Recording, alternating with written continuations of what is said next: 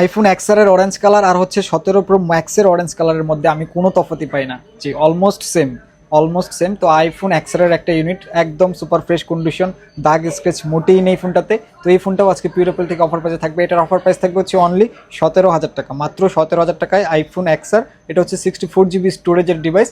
But হচ্ছে এই ফোনটা কিন্তু একদম সব কিছু এখন পর্যন্ত জেনুইন আছে, জাস্ট হচ্ছে এটার ফেস এডিটা নাই, অনলি ফেস এডি নাই এটার। আর এটার ব্যাটারি হেলথটা যদি আপনাদেরকে দেখাই, এটার ব্যাটারি হেলথ আছে হচ্ছে 86%, সো জেনুইন একটা ব্যাটারি হেলথ আছে।